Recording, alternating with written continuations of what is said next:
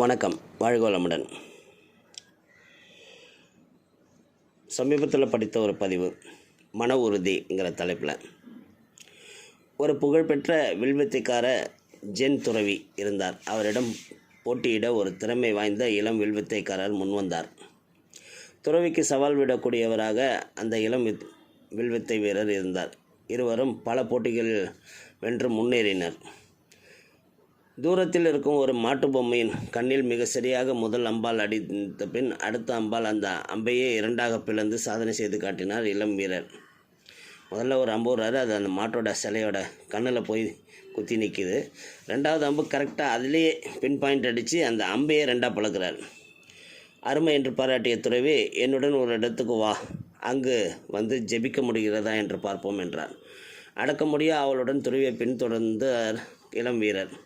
ஒரு பெரிய மலைச்சிகரத்தில் ஏறிய துறவி மிக உயரத்தில் 2 மலைகளின் இடையே நடந்து செல்வதற்காக போடப்பட்டிருந்த சின்னஞ்சிறு மரப்பாலத்தில் நடுவில் சென்று நின்றார். பாலம் ஒருவர் மட்டுமே செல்ல முடிந்ததாய் இருந்தது. கீழே பாதாளம். கொஞ்சம் சறுக்கினால் மரணம் நிச்சயம். தன் வில்லை எடுத்து துறவி அம்பை தொடுத்து தூரத்தில் இருந்த ஒரு மரத்தின் கனியில் மிகச்சரியாக அடித்தார். அப்போது அந்த இளம் வில்வித்தை வீரர் அதை பார்க்குறாரு. வா, இப்போது உன்முறை என்றபடி பாலத்திலிருந்து மலைப்பகுதிக்கு சென்று நின்று கொண்டார். அந்த பாலத்திலிருந்து நகர்ந்து போய் நின்றுகிறார். இளம் வீரருக்கோ கை கால் எல்லாம் உதறியது. அந்த பழத்தை சரியாக அம்பால் அவரால் அடிக்க முடியல.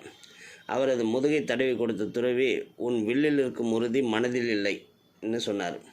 உடம்பு வலிமை பெற வேண்டுமானால் மன வலிமை உடையதாக இருக்க வேண்டும். மன உறுதி உடையவர்கள் நினைத்ததை நினைத்தபடி அடைய முடியும். மன அமைதியை பொறுத்தே உங்கள் செயல் உறுதி அமைகிறது.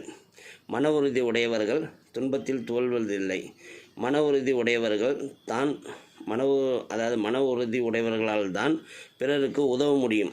மன உறுதி இல்லாதவர்கள் உலகம் ஒதுக்கி விடுகிறது என்று எடுத்து சொன்னார்.